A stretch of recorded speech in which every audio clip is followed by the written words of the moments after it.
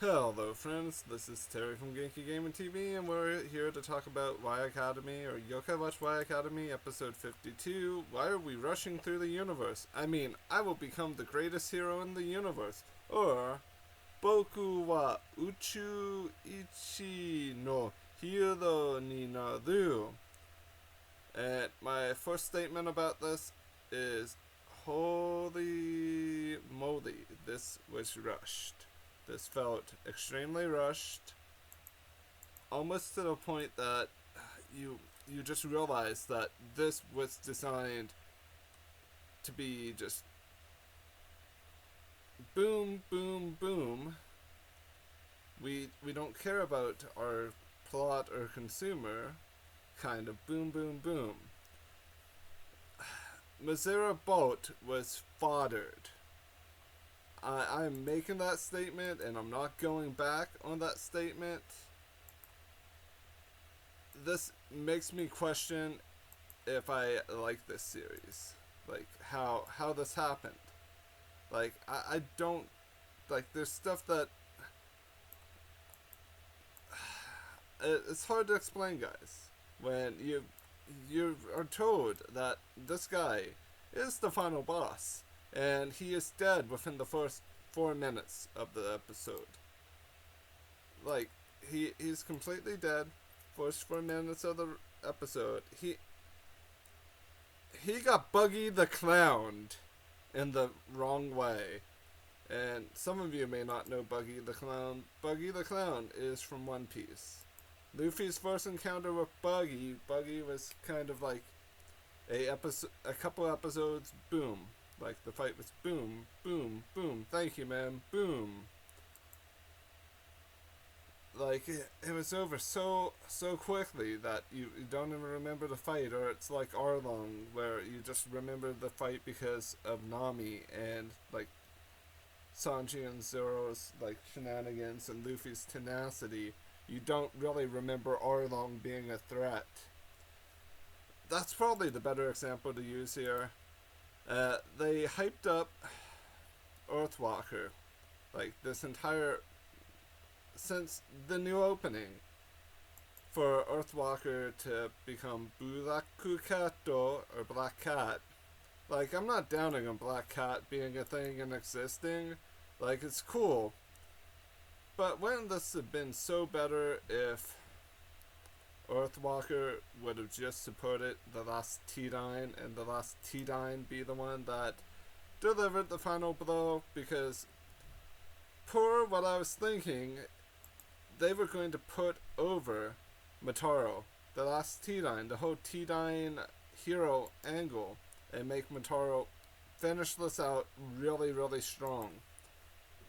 But Black does some Henshin power-up stuff with the watch and with medals, and basically becomes Super Saiyan two-tailed cat, and with some minor help from T9 and Deep Shadow Zodiac, Black Cat cuts Mazera Bolt in half with some crazy ka-ching Genshin Impact reference style ultimate ability.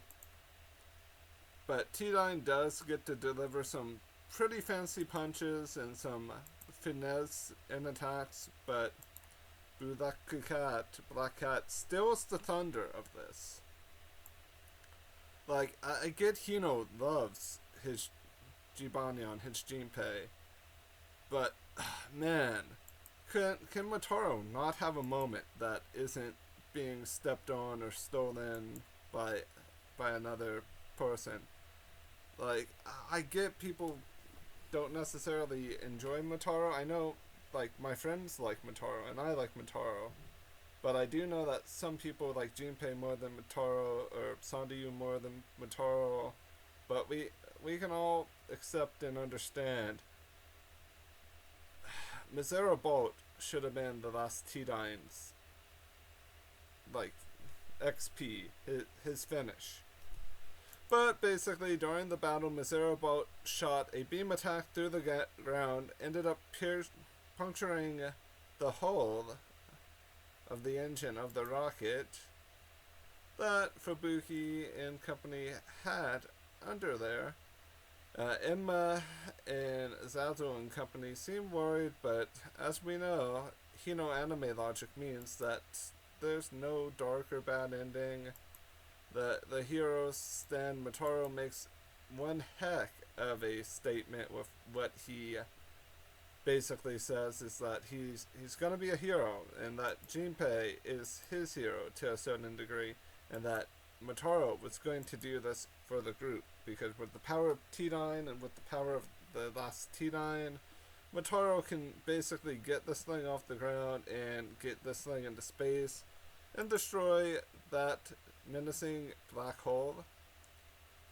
Mataro does get a flashback that I'm not going to crap on. This flashback was well placed, well timed. We've only seen, two Mataro and Mataro Oji-san, or Mataro Grandpa flashbacks. I feel like this is well placed, very sentimental, was used to really hit home the significance of Mataro's dream to become a hero and to do good. I feel like it builds Mataro in the right light. But that red cat boy, he's still in the thunder constantly. Mainichi. Every day. Mataro could be like, I found a cure for cancer. Junpei's like, well, I found the cure for world hunger, peace, and I've ended every war. Like, it just feels like Junpei is like one-upping everyone.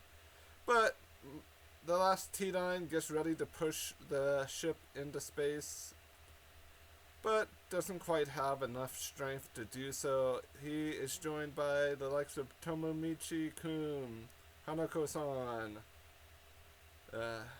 and basically every other yokai ally, or an Onryo ally, in order to push the ship off from Momo to, I think, Tomomichi-kun.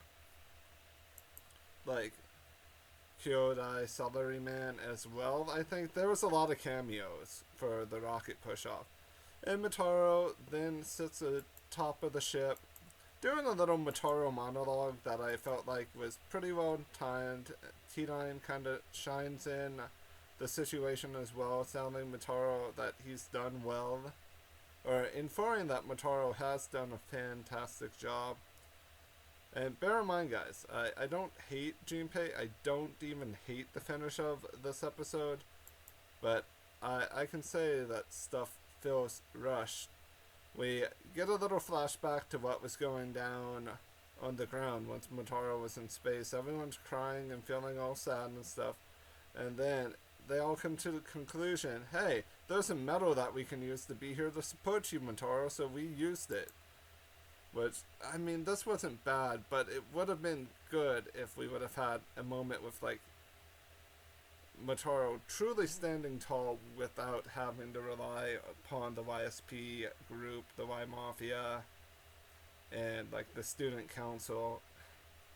Like, I feel like this was a defining moment, or could have been a much more impactful defining moment that was interrupted and changed due to stuff needing to be rushed in order for us to get into season 2. But basically the black hole was defeated. Mataro had a moment to shine.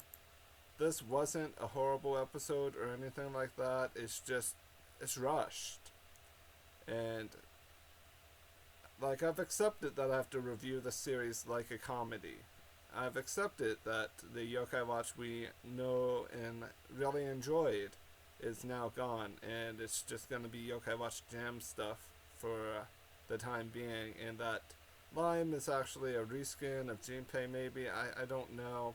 I got to do my season 2 analysis based off of the season 2 trailer at some point in time. I had a busy week this week, so I wasn't able to do it, so be expecting a season 2 analysis sometime, maybe Tuesday or Wednesday. I'll have that up. Like, this wasn't a bad episode, but man, that Mazera boat fight should have lasted longer. Like, you have this guy that's supposed to be like the final boss of this arc, this season, and he feels completely downplayed due to Black Cat. Like, I'm not saying Junpei shouldn't have received the power-up, I'm saying the fight should have ended, like, with a the last T-Dine finish. Like, a ultimate move from the last T-Dine should have been what finished off Misera Bolt, and the fight should have lasted a bit longer. I felt like there was a little bit of stalling towards, like, the middle part of the episode in order to take up a bit of time while they were figuring out, hey, Mataro can just launch this into the sky with his last T-Line power, with the T-Line power and the power of Titus. But yeah, you can't complain when you know the company is going to do a move like this and have been doing moves like this throughout the entire series, because it just gets old. I will be reviewing season 2 of this. Hopefully there's only a season 2, because I don't know if I would put myself through a third set of 50 episodes if season 2 ends the way that season 1 just ended. Just because they need to get down a balance between fighting, stalling, and like pacing in general. Like, I don't even care if like a episode is just entirely all plot and like conversation, but when you have a fight scene, you really have to do it well so it feels polished. This fight did not feel polished. It just feels like, oh, we didn't quite think of how we were going to defeat Misera Bolt, so let's just give Junpei another power-up and let him do it. None of the other heroes really matter, says Hino. Even though Hino did not say that, I'm not even inferring that from Hino. I'm using that as an example of how Black Cat could have came to be, and why Earthwalker is now as weak as Kingo Benimaru. Because, like, why use a form when you have a form that's so much more powerful? If Junpei had Black Cat form this entire time, like, I don't even feel like this form was earned. I'm frustrated, but happy that season 1 came to a close when it did. I felt like if they had, like, I need to just do a season in review on top of things, so be on the lookout for that probably. Love and appreciate you guys, and I hope you enjoyed the review. I also hope you guys enjoyed the parts of this episode that were enjoyable. I think all of the emotion in the voice acting was really good. I felt like the sound design was also good as well. I mean, the cons are only really in the writing and the pacing. Like, if they could get the writing, the pacing, and like the amount of time the fights were actually going on, and like the structuring of who gets the power up when, they could have a series that is great. Right now, I'm saying it's good because I have to review this. But the series is just on that borderline where it could fall into the mediocre category, and I don't want to say that. I want to say that the series is good. Like, you guys are getting what I'm saying. Like, I'm not trying to bury it, but they had a lot of potential, but I feel like they didn't quite know how to set everything up in a way that this felt fulfilling. Like, I'm happy Mataro got kind of some closure and got to become a strong hero, but they could have really put him over clean without Junpei. And what I mean put him over clean, have him be the one that ends the Misera Bolt fight, and him, the sole person that kicks the rocket off into space and into the black hole, and boom, boom, boom, thank you, man, Mataro's kissing babies the next day, or something like that. I'm exaggerating, but you guys know what I'm talking about. I'll talk to y'all real soon. Bye-bye.